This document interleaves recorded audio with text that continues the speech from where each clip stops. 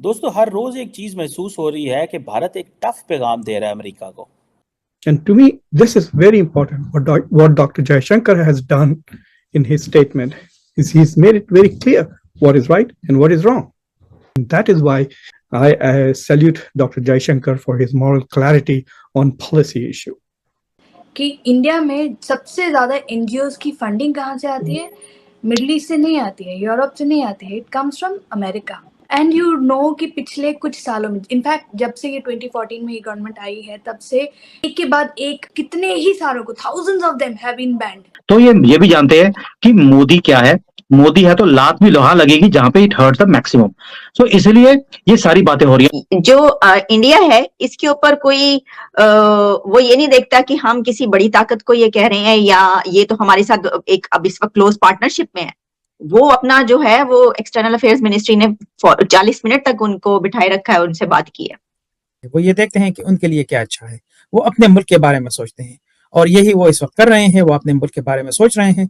तो मैं बहुत खुश हूं कि ग्लोरिया बर्बेनिया को बताया गया है कि मैडम पहले अपने गिरेबान में झांक लो और ये जमहूरियत के लेक्चर किसी और को देना जाके, और ये जो अदालतों के चक्कर में पड़ना, पहले अपनी अदालतें देख लो काम कर रही हैं कि नहीं कर रही हैं। देखें इंडिया ने जिस तरह टका के जवाब दिए हैं अमेरिका को, पाकिस्तान नहीं दे सकता ये जवाब। तरफ इंडिया अमेरिका को लताड़ रहा है, एक तरफ पाकिस्तान को अमेरिका लताड़ रहा है। क्या ये लव ट्रायंगल है इंडिया अमेरिका और पाकिस्तान का? साथ में लेविना जी हमारे साथ डिफेंस एनालिस्ट और international analyst.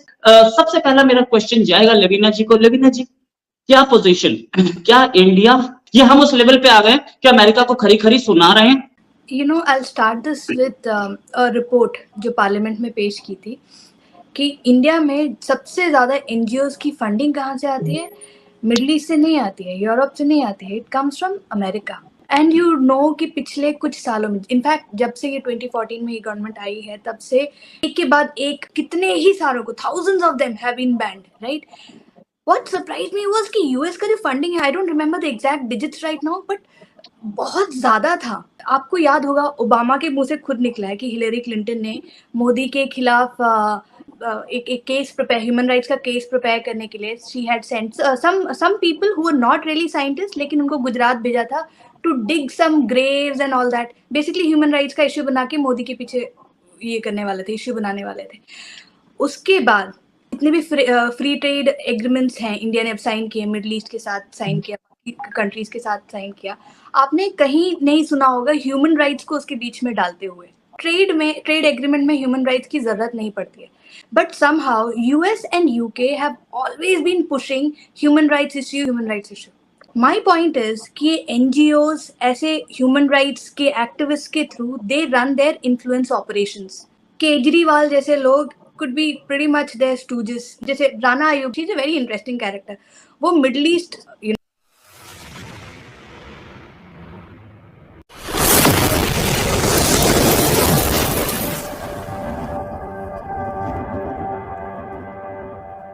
you saw what she said, right? Saudi के against जितने भी GCC countries थे except Qatar of course, and then she goes freely to US. So I do believe such journalists who are ready to butt their heads with Indian government are basically American stooges. America या Germany, इन सबको केजरीवाल के arrest के बारे में बोलने की कोई क्या कोई राइट नहीं है। If you look at Black Lives Matter, it is a good example कि इनके यहाँ पे क्या चलता है, and they cannot be preaching us कि आप इनको अरेस्ट नहीं करो, democracy and all that. Right Rohit भाई, मैं बार बार बोलता हूँ, जब तक आप सुनते रहेंगे ये भी हमारे खिलाफ बोलते रहेंगे, षड्यंत्र रचते रहेंगे। और भाई सऊदी अरेबिया में जर्नलिस्ट को मार दिया, परवाह की उन्होंने। चाइना में हर रोज बकरी वाली दाढ़ी वालों को, बल्कि उनका क्या हाल किया जाता है यहाँ पर, कोई बोलता है? क्योंकि चाइना परवाह ही नहीं करता कि अगर आप उनके खिलाफ बोल भी देंगे, जिस दिन आप भी परवाह करना बंद कर देंगे कि वो केजरीवाल के लिए क्या बोलते हैं, बाकियों के लिए क्या बोलते हैं, आपके खिलाफ भी लोग बोलना बंद कर देंगे। Where we should stop giving them importance, people like you and us. हमारी भी ड्यूटी बनती है कि इनको जो है ना एक्सपोज करते जाएं। आपको क्या लगता है अमेरिका में या यूरोप में इनकी कोई फॉल्ट लाइंस नहीं है? हम जब तक इनको टच नहीं करेंगे तब तक ये चुप नहीं करेंगे। तो ये कुछ भी नहीं है, हिंदुस्तान सुनता है तो बोलते हैं। अभी हमने आंख में आंख डाल के जर्मनी वाले को बुलाया था 4 मिनट के लिए, उसके बाद तो जर्मनी की स्टेटमेंट नहीं आई।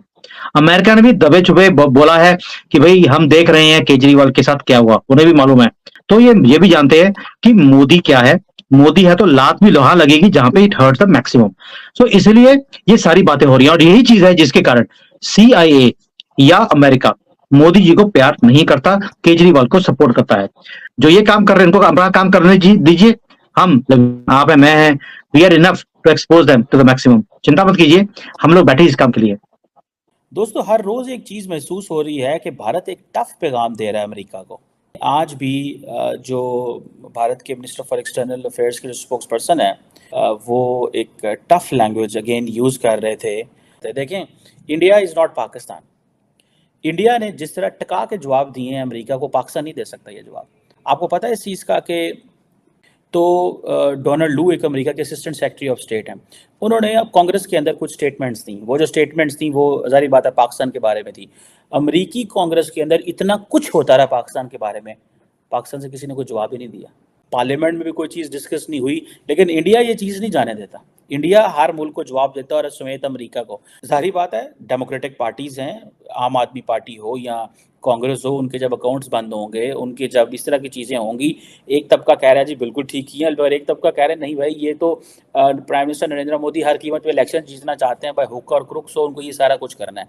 सो ऑब्वियसली इसके रिपोकशंस तो हो सकते हैं जो हो सकते हैं, लेकिन वो ये नहीं कहते कि आप जो है हमारे मुल्क के बारे में जो मर्जी बोलते रहें। उन्होंने कभी भी किसी को अलाउ नहीं किया, जो मुझे समझ। अगर आपको याद हो कनाडा के हवाले से अगर आप देखें, सो कनाडा के हवाले से भी उन्होंने किसी को माफ़ नहीं किया था। उन्होंने जनाब दबा दिया जस्टिन ट्रूडो को, उन्होंने नहीं छोड़ा था जस्टिन ट्रूडो को। अगर बरतानिया ने कोई बात की है, बरतानिया के हवाले से कोई बात हुई है, तो उन्होंने कोई माफ़ नहीं किया।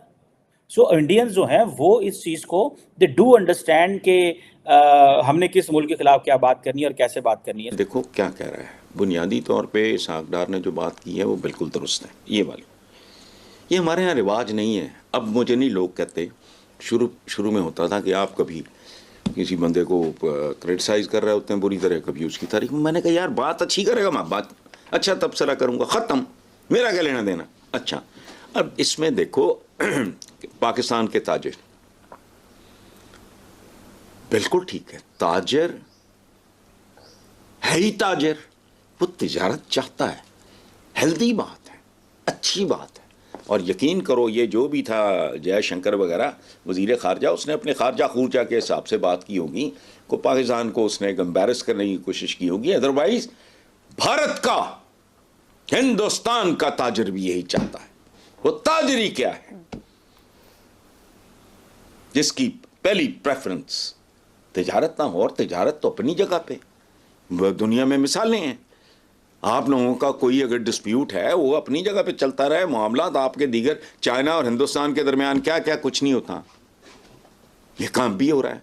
हम तो अजीब से ही लोग हैं, अजीब और गरीब लोग हैं, वी आर सिक पीपल।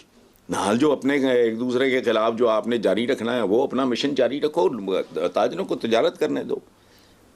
इस मुल्क के इंटेलेक्चुअल्स को उस मुल्क के इंटेलेक्चुअल्स को आपस में इंटरेक्ट करने दो, सियाहत को फ़रोग़ दो, फलाना फलाना।